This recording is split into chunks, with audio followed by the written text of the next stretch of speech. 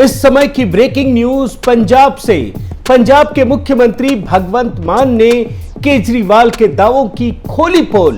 2 महीनों में ही कैबिनेट मंत्री के भ्रष्टाचार की खुली पोल, भेजे गए जेल। आम आदमी पार्टी के आधे से अधिक विधायकों पर है आपराधिक मामला। साथियों नमस्कार, मैं हरिश्चंद्र बर्णवाल। अभी अगर किसी न्यूज चैनल में मुझे कोई खबर पढ़नी होती तो यही ब्रेकिंग न्यूज आपको दिखाता, लेकिन क्या किसी मेन स्ट्रीम मीडिया के न्यूज चैनल में आपने ये खबर देखी? अब आप जरा सोचिए कि पंजाब में ईमानदारी का ढोल पीट पीट कर जिस सरकार को अभी आए 2 महीने ही हुए हैं, वहां का एक कैबिनेट मंत्री भ्रष्टाचार के आरोप में बर्खास्त कर दिया गया, और वो भी स्वास्थ्य जैसा अहम विभाग। और उस मंत्री का नाम है डॉक्टर विजय सिंगला, जिस व्यक्ति के ऊपर केजरीवाल के तथाकथित मोहल्ला क्लिनिक की जिस पर जिम्मेदारी केजरीवाल ने दी थी। और याद रखिए कि केजरीवाल का ये मंत्री हर टेंडर में, हर खरीद बिक्री में 1% कमीशन की मांग कर रहा था, और ये जानकारी किसी और ने नहीं बल्कि खुद पंजाब के मुख्यमंत्री ने दी है। जरा आप उनका ये बयान सुनिए। मेरी सरकार का, पंजाब सरकार का कैबिनेट मंत्री अपने डिपार्टमेंट में टेंडर और बाकी खरीद फरोख्त में से 1% कमीशन मांग रहा था। वैसे इस मंत्री महोदय ने भ्रष्टाचार का जो गणित निकाला वो भी गजब है।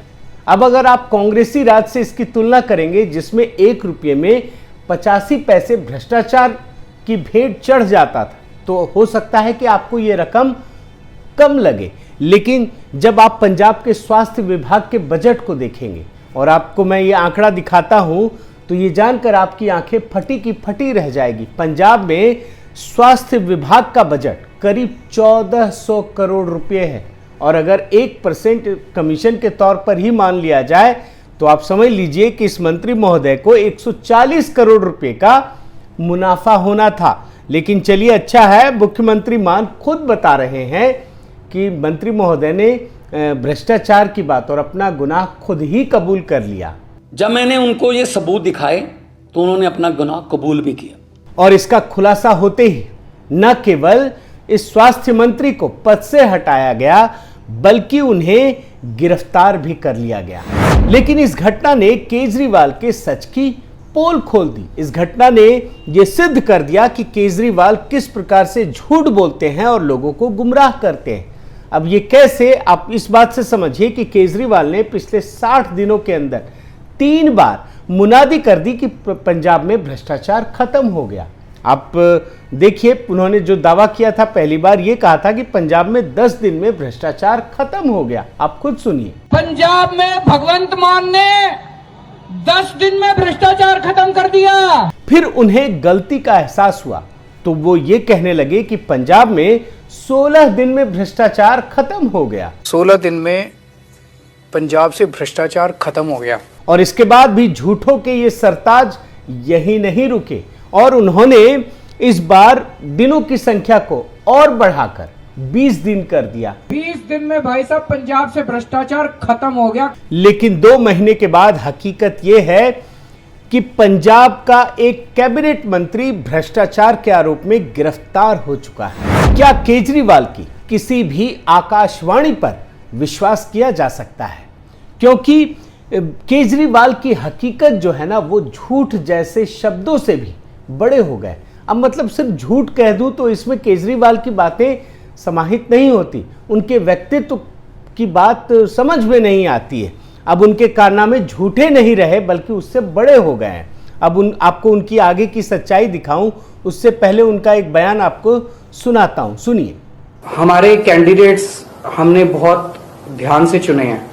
एक एक कैंडिडेट को हमने देखा है कि वो साफ इमेज वाला है, अच्छा कैंडिडेट है, ईमानदार कैंडिडेट है। लेकिन हकीकत क्या है, ये आप पंजाब के आंकड़ों से समझिए। चुनाव आयोग के कहने पर जब केजरीवाल के उम्मीदवारों ने अपना ब्यौरा जारी किया तो जो चीजें देखने को मिली वो किसी को भी चकित कर सकती हैं। केजरीवाल के 32 उम्मीदवार ऐसे थे जिन पर आपराधिक मुकदमे दर्ज थे। कोई हत्या का आरोपी था तो किसी पर जालसाजी और ठगी का केस चल रहा था। और याद रखिए, अभी मैंने आपको सुनाया केजरीवाल जी क्या कह रहे थे कि मैंने हर एक आदमी को चुन चुन कर रखा है, और डॉक्टर विजय सिंगला को 7 साल से रखे हुए थे। 7 साल से आम आदमी पार्टी के बड़े नेता थे, और तब ये हाल है। जब चुनाव आयोग की रिपोर्ट आई तो 32 उम्मीदवार, लेकिन तब भी केजरीवाल लोगों को ईमानदारी की टोपी पहना रहे थे, और जब चुनाव नतीजे आए तो उनकी इस ईमानदारी की धज्जियां उड़ गई। अब मैं ये बात क्यों कह रहा हूं, आपको एक और आंकड़ा दिखाता हूं।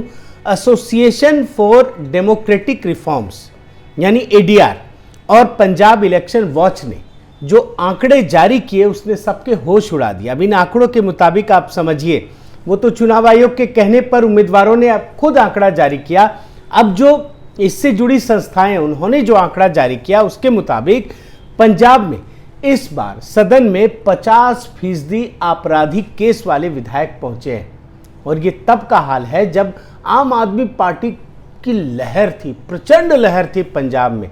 और पंजाब में जब पिछला विधानसभा चुनाव हुआ था तो सिर्फ 14% आपराधिक केस वाले लोग पहुंचे थे, लेकिन इस बार उनकी संख्या 50% से अधिक हो गई। अब मैं आपको आम आदमी पार्टी की बात बताता हूं। Association for democratic reforms ADR की बात बता रहा हूं, पंजाब इलेक्शन वॉच, इसने ये जो बताया है कि आम आदमी पार्टी के 92 विधायक जीत करके आए हैं, 92, और उसमें से 52 के खिलाफ माने 52 के खिलाफ आपराधिक मामले हैं। मतलब आधे से अधिक विधायक केजरीवाल के आपराधिक पृष्ठभूमि के हैं। जाहिर है केजरीवाल कुछ भी कहते रहें, लेकिन सच्चाई तो सामने आ ही जाती है। अब देखिए ना, 2 ही महीना तो हुआ है, लेकिन आपका एक बड़ा कैबिनेट मंत्री भ्रष्टाचार के आरोप में फंस गया, उसे जेल भी भेज दिया गया।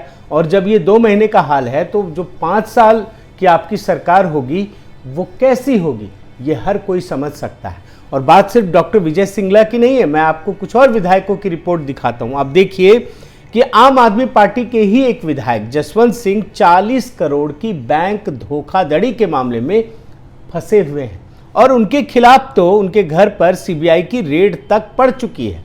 इसके अलावा पटियाला से आम आदमी पार्टी के विधायक बलबीर सिंह को तो एक आपराधिक मामले में 3 साल की सजा भी हो चुकी है। साथियों, ये भारतीय लोकतांत्रिक व्यवस्था और इतिहास का कमाल ही कहा जाएगा कि जो पार्टी भ्रष्टाचार के खिलाफ एक बड़े आंदोलन की उपज है, वही पार्टी सरकार बनाने के साथ ही भ्रष्टाचार के मामले में नए रिकॉर्ड बना रही है।